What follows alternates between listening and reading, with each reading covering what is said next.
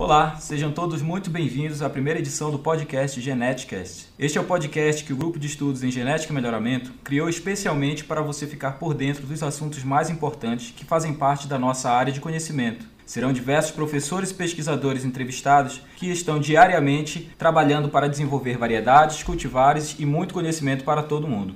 No nosso primeiro episódio, já começamos muito bem acompanhados. Hoje iremos entrevistar o professor pesquisador que possui mais de 120 livros, 300 artigos científicos publicados. Está engajado em vários projetos de pesquisa nacional e internacional. Contribui no desenvolvimento de várias cultivares de soja e hoje está aqui para um bate-papo inaugural do Geneticast.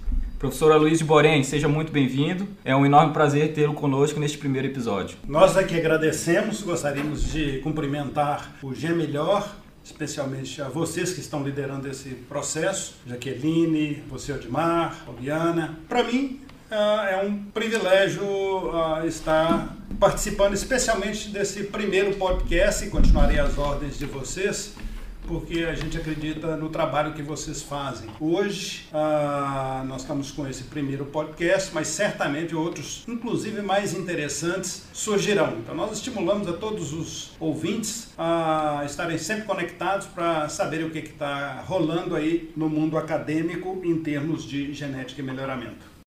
Professor, o senhor fez o ensino médio, a graduação e o mestrado aqui na Universidade Federal de Viçosa e é professor aqui da instituição desde 1982. O senhor tem auxiliado na formação de novos melhoristas aqui, então, desde essa época. Quais os principais pontos o senhor considera que mudaram da época que o senhor se formou como melhorista para os melhoristas que se formam hoje? É tanta coisa que mudou e a gente costuma pensar que as coisas são mais estáticas ao longo da vida da gente, mas tudo é uma questão de escala, e quando o tempo passa, a gente percebe o quanto mudou. Vou começar, ao invés de falar de melhoramento, eu vou falar sobre o resultado do melhoramento.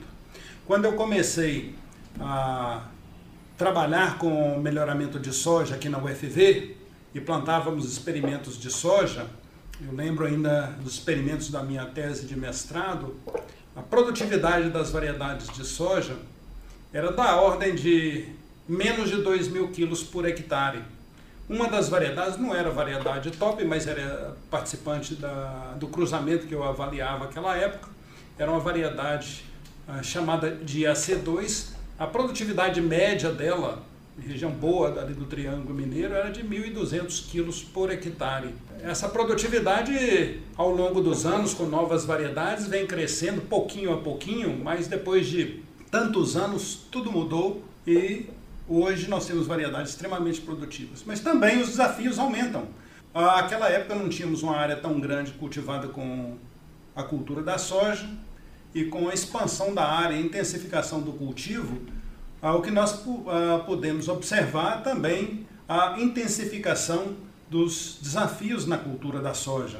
Naquela época, nós não pulverizávamos as lavouras de soja para nada, nem para doenças, nem para pragas. Muito raramente tinha um problema de uma lagarta elasmo, uma lagarta medipalmo, algum outro problema muito específico. E muitas vezes essas pragas não atingiam o nível de dano econômico.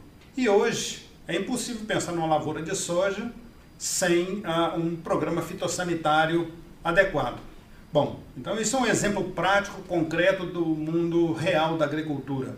Mas também no melhoramento de plantas e na agronomia de uma maneira geral, as coisas têm mudado muito, muito.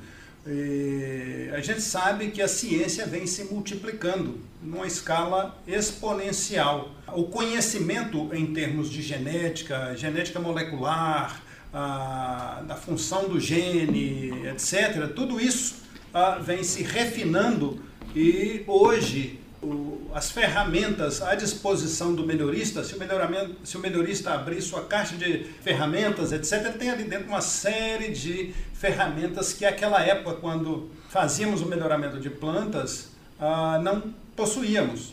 Desde ferramentas da genética, ferramentas da estatística, uma série de outras ferramentas vêm sendo aprimoradas e tudo isso tem transformado a forma de se fazer melhoramento de plantas, Poliana. Professor Borém, primeiramente, muito obrigada por vir. Vamos tratar de um assunto que vem ganhando um destaque já há certo tempo, Depois do boom que tivemos com a genômica no início do século, estamos falando agora do crescimento da fenômica. Será que o senhor poderia explicar um pouco mais para nós e para os nossos ouvintes o que é a fenômica e como ela participa na agricultura digital?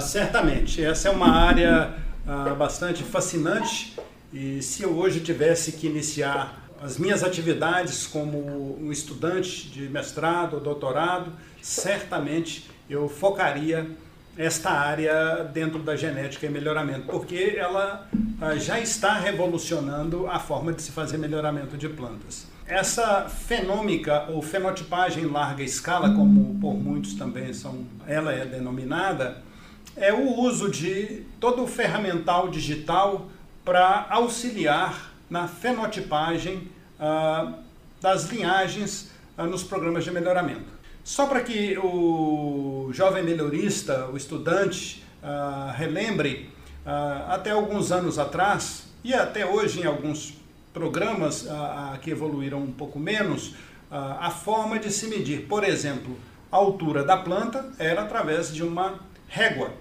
graduada em centímetros de 1 metro, 1,5 metros, que utilizávamos.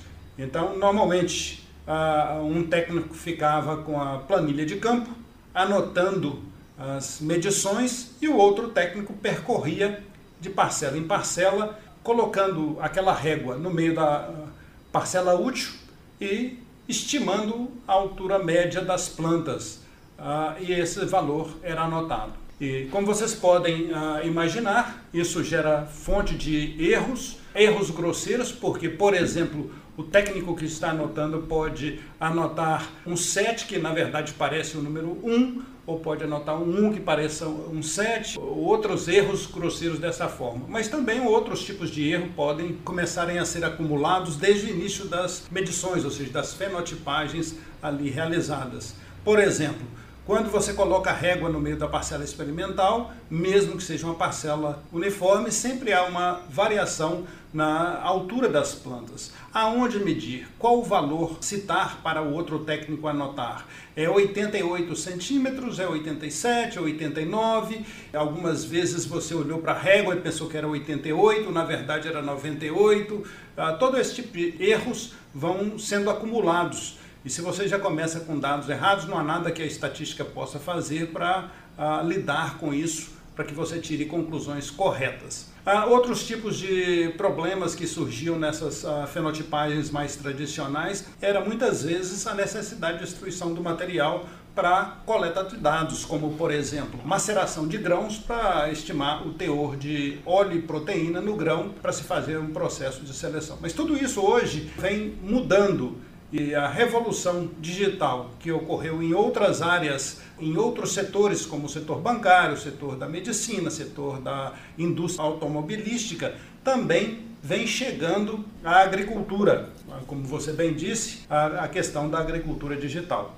Bom, professor, a gente sabe então que essas novas tecnologias elas têm surgido no Brasil e no mundo. Então, quais dessas tecnologias singulares aplicadas ao melhoramento de planta o senhor considera que têm sido importantes no campo da fenômica, automação e robótica? E além disso, a gente sabe que muitos fatores impactam a adoção dessas novas tecnologias. Quais seriam os maiores desafios na aplicação prática da fenotipagem ao melhoramento de plantas? Um dos grandes desafios que a gente pode perceber que alguns programas de melhoramento já começam a manifestar na adoção dessas tecnologias é exatamente a necessidade de toda a logística necessária, a logística envolvendo não só equipamentos, mas também a parte de treinamento de recursos humanos. Porque, por exemplo, digamos que nós queiramos estimar doença, data de maturação em uma lavoura de milho, um experimento de soja, onde nós temos centenas de milhares de parcelas a serem avaliadas. Se nós formos utilizarmos a mão de obra de técnicos para fazer essa coleta de dados, vai nos tomar um tempo muito grande com os erros inerentes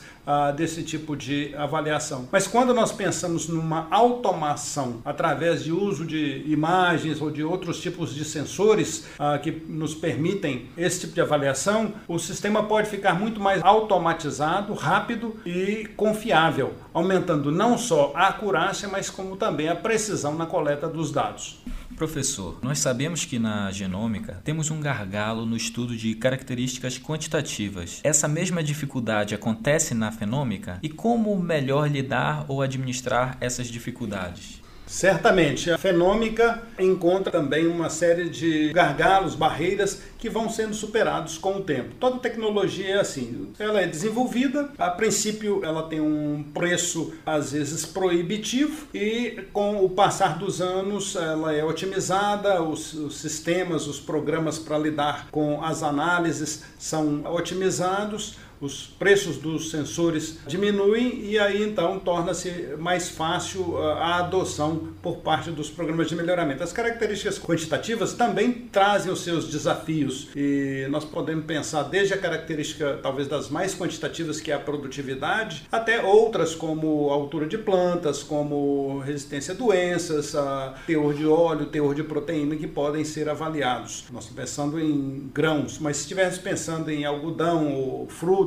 ou outras coisas, a avaliação de tamanho de fruta, de coloração da fruta, tudo isso pode e vem sendo estudado em diferentes programas de melhoramento. Mas, com o tempo, eu acredito que tudo isso vai ser facilmente dominado em termos de tecnologia e os programas vão chegar à conclusão de que não há retorno nesse processo de uso da tecnologia digital para facilitar a vida do melhorista.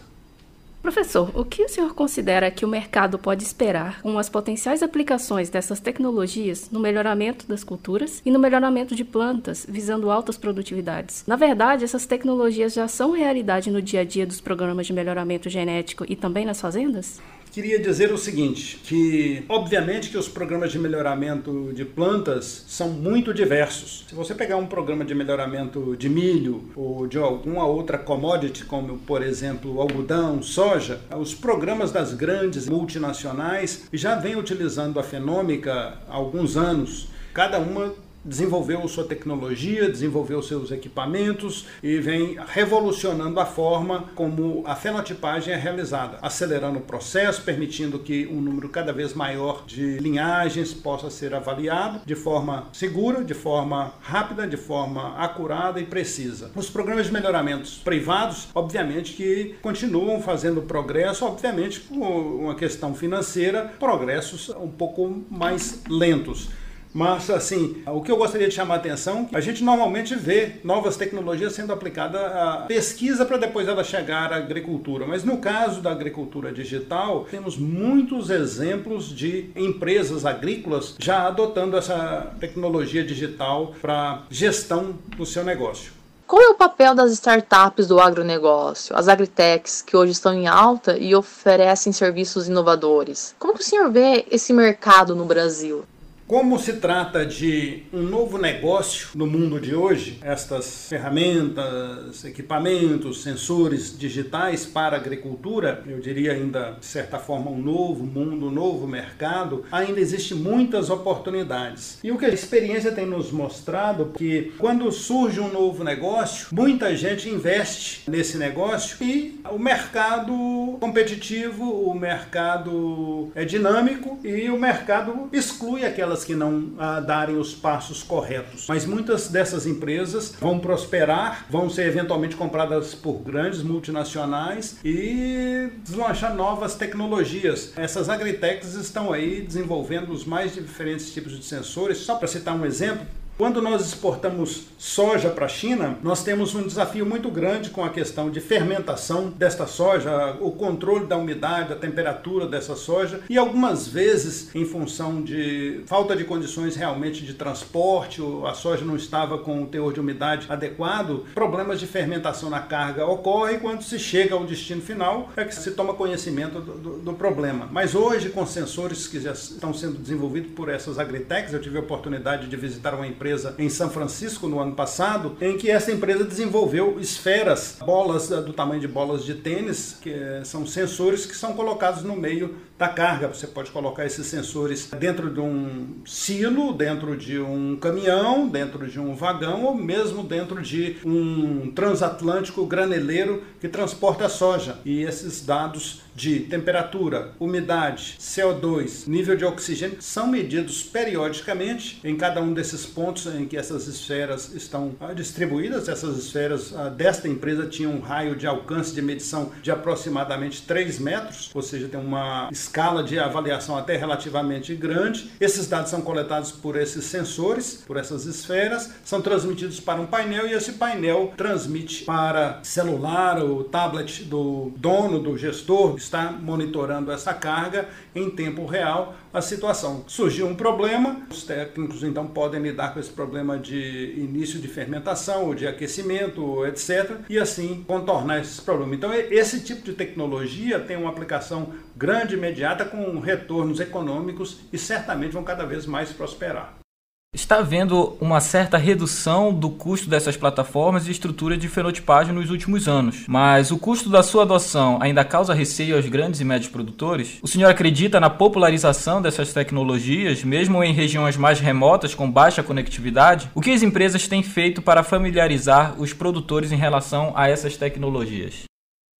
Toda tecnologia ela tem vantagens e desvantagens. Toda tecnologia traz benefícios e alguns desafios para os produtores. Por exemplo, um agricultor que resolve adotar essa tecnologia na sua fazenda de produção de grãos, ele deve investir no treinamento de recursos humanos, deve investir nos equipamentos e, obviamente, em conectividade. E no Brasil, esse é um problema sério, porque a gente sabe que no meio rural nós temos um problema de conectividade e também um problema, muitas vezes, de velocidade de transmissão de dados. Mesmo em alguns casos você tem a conexão, mesmo no meio rural, mas numa velocidade muito baixa e isso gera problemas. Mas isso ao longo do tempo vai sendo solucionado. Não deixa de ser um obstáculo, mas nós acreditamos que a Embratel com a Claro tem investido muito nesta área. Eles têm um programa fortíssimo de conectividade, especialmente nessas áreas de grandes lavouras aí no Triângulo Mineiro, no centro-oeste do Brasil, exatamente para atender ao produtor. E à medida que a tecnologia vai sendo adotada, mais clientes, mais a empresa investe. Então, é como a internet era limitada a poucos algumas décadas atrás e hoje ela está permeando toda a sociedade brasileira.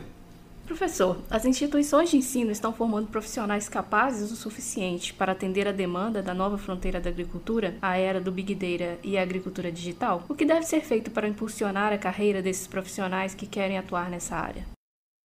Certamente, a agricultura digital ela tem sido encarada, entendida pelos especialistas como uma evolução da agricultura de precisão. A agricultura de precisão já é realidade há alguns anos nos cursos de agronomia, nos cursos de engenharia agrícola de várias instituições brasileiras e agora a agricultura digital chegando nada mais do que uma evolução nesta área. E nós acreditamos que muitas instituições, embora ofereçam cursos de graduação, disciplinas de agricultura de precisão, essas disciplinas com o tempo vão se evoluir e se transformar em agriculturas digital muito mais abrangentes, que não só consideram a agricultura de precisão, mas essas outras nuances particulares da agricultura digital, que é o uso do Big Data, computação nas nuvens, etc. Aqui, só para te dar um exemplo, o Departamento de Agronomia da Universidade Federal de Viçosa deliberou para que uma das próximas contratações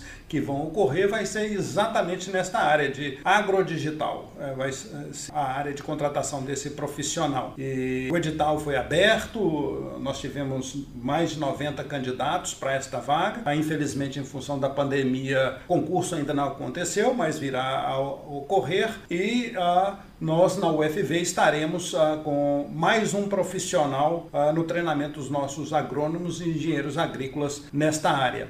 Durante a minha última sabática na Universidade de Minnesota, nós estabelecemos parceria com outros colegas da Unicamp, da Exalc, da FATEC em Paulínia e de outras universidades, além de profissionais aqui da UFV, e nós organizamos e elaboramos o livro Agricultura Digital, que dentro de 30 dias estará no mercado. O melhoramento genético já é uma área multidisciplinar por natureza, mas quem busca se especializar nos estudos de fenômica, quais as disciplinas ou áreas de conhecimento devem recorrer para ter uma base sólida no assunto? É praticamente impossível, Odimar, um único técnico dominar e ter condições de fazer a agricultura digital ou a fenotipagem em larga escala, fenômica em outras palavras, sozinho, porque ela, como o próprio melhoramento de plantas, é uma área multidisciplinar. O que nós vemos que as empresas têm procurado fazer é trabalhar com equipes de fato multidisciplinares, que envolvem pessoas com treinamento, com boa fluência em programação, pessoas com bom conhecimento em análises estatísticas e também com outros profissionais como os engenheiros mecânicos e outros técnicos para lidar com essa parte de sensores físicos, etc. Então, o melhoramento de plantas, ele passa a contar com profissionais que anteriormente não eram considerados na condução dessas atividades. Mas isso não deve se tornar uma preocupação exorbitante para o jovem melhorista que ainda está na faculdade, fazendo o seu mestrado ou o seu doutorado. Certamente vão aparecer disciplinas que vão auxiliá-lo a lidar com esses desafios que a agricultura digital ou a fenômica trazem. Mas o que nós percebemos é que, hoje em dia, uma empresa de melhoramento de plantas, quando considera contratar um jovem profissional, tem um elenco de áreas de conhecimento que ela requer do jovem profissional, e uma delas é o domínio de alguma linguagem de programação, como o Python, que tem sido bastante utilizado para geração desses scripts, para a realização das tarefas no processamento de imagens ou de outros dados digitais. Então, certamente, o que o estudante precisa de fazer é ter uma sólida formação estatística e outras áreas que têm de interface com a fenômica. Professor, agora conta pra gente. Sendo essa referência que você se tornou no meio científico, tem tantos números impressionantes no currículo, tantas atuações em diversas áreas. Existe algum segredo por trás disso? Qual é a sua maior motivação nessas participações? Essa generosidade sua, eu estou simplesmente fazendo o que é esperado de qualquer profissional. Eu me formei em 1981, comecei o mestrado aqui na própria universidade, e comecei como pesquisador, depois tive a oportunidade de fazer um concurso para professor aqui na universidade. E a gente sempre vê que há muito a fazer.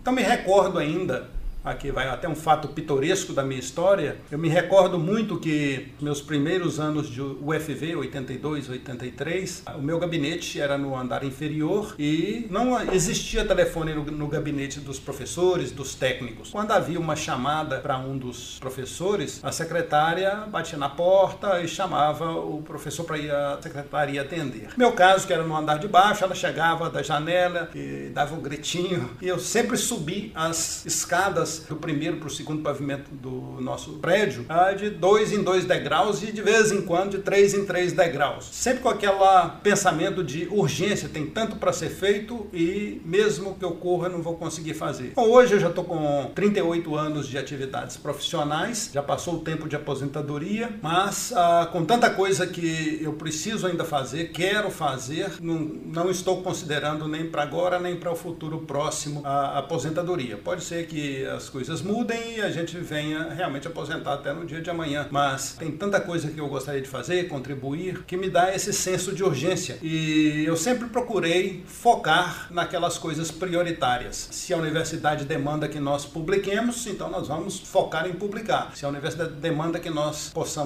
que nós cumpramos nossas funções como dar aula, que é uma coisa que eu adoro fazer, vocês sabem disso, sabe que eu sempre valorizei a presença dos estudantes, rapidamente dou um jeito de memorizar o nome de todos os estudantes dentro da sala de aula, mesmo quando são muitos. Então, é esse sentido de responsabilidade. Afinal, o governo brasileiro gastou tanto dinheiro na minha formação, com minha bolsa de mestrado aqui na UFV, com minha bolsa de doutorado em Minnesota, que eu não posso simplesmente agir de forma relapsa e me acomodar sem retribuir para a sociedade. Não tem nenhuma demagogia nisso, e isso me dá prazer. E, para falar a verdade, depois desses 38 anos na UFV, eu acho que eu não trabalhei nenhum dia, eu só diverti. Professor, caso o senhor tenha um pouco mais para falar sobre o livro que o senhor vai lançar, fique à vontade para divulgar e fazer um breve panorama do que vai ser esse livro. A gente está com bastante necessidade de materiais, incluindo agricultura digital. Esse livro, Agricultura Digital, então escrito por um grupo de professores e pesquisadores, é um livro voltado para aqueles que querem começar as suas atividades nesta área de uso da tecnologia digital, da transformação digital na agricultura, que também se aplica ao melhoramento de plantas. Então ali tudo começa com uma breve introdução, fazendo uma retrospectiva da agricultura 1.0, agricultura 2.0, agricultura 3.0, e essa atual, que é chamada de agricultura 4.0 ou agricultura digital. Depois nós temos um capítulo sobre variabilidade espacial e temporal, por um professor agrônomo que lida nessa parte de estatística, e depois vários outros capítulos em sequência, tratando de sensores, tratando de máquinas agrícolas, tratando de análise de Big Data, segurança na transferência de dados, nas análises, nas plataformas, nos sensores já disponíveis no mercado, e tentando mostrar que a agricultura digital não é um bicho de sete cabeças, não se trata de uma coisa que vai trazer problemas para o agricultor, mas com ela vai revolucionar a agricultura. A agricultura vem evoluindo e aquele que perder o bonde vai acabar sendo excluído do mercado. Hoje é impossível fazer uma boa gestão da empresa agrícola sem o uso dos dados históricos daquela região, os dados holísticos, eu gostaria de dizer, de previsão de chuva, variedades, espaçamento e densidade, adubação, etc. Tudo isso para decidir o melhor manejo da cultura. E a agricultura digital vai facilitar muito a isso, inclusive com redução de uso de insumos agrícolas, como defensivos agrícolas, como herbicidas, fungicidas, etc., que eles vão poder ser aplicados exatamente no ponto que requer, reduzindo o custo, inclusive trazendo benefícios ambientais. Então esse livro vai ser comercializado pela editora UFV e dentro de 30 dias já estará disponível. Esta foi a nossa conversa com o professor Aloysio Borém, professor na Universidade Federal de Viçosa. Agradecemos imensamente sua colaboração e todo o trabalho realizado para fomentar o melhoramento genético no Brasil e no mundo durante toda a sua brilhante carreira. Deixo aqui o convite para uma próxima conversa em breve. Nós é que agradecemos, Odimar, me sinto privilegiado por ter sido o primeiro nessa série de podcasts. Quero desejar ao G Melhor, e especialmente nesse setor de podcasts, muito sucesso. Hoje em dia, com essa questão da pandemia que nós estamos vivendo, tudo que se trata de digital está se deslanchando de uma forma muito grande. Então, assim, esses podcasts vão se tornar cada vez mais relevantes. Eu, pessoalmente, acompanho alguns podcasts que estão sempre trazendo informações atualizadas. Então, muito obrigado pelo privilégio e contem comigo sempre que julgarem que seja oportuno. Obrigado, Poliana, obrigado, Jaqueline, obrigado, Odimar, de uma maneira geral. Obrigado a todos do G Melhor da UFV. Obrigado. E você, caro ouvinte, gostou? Não gostou? Acompanhe em nossas redes sociais, Facebook, Instagram, LinkedIn e Twitter, além do nosso site, gmelhor.com.br, para deixar seu comentário, crítica, sugestão e mesmo temas para trazermos em pauta. Em nossas redes sociais e no nosso site, você ainda pode saber mais sobre nossos eventos e sobre novos episódios do GeneticCast. Não deixe também de compartilhar e seguir este podcast no Spotify. Assim, você ficará sabendo quando chegar um novo episódio. Um grande abraço e até mais.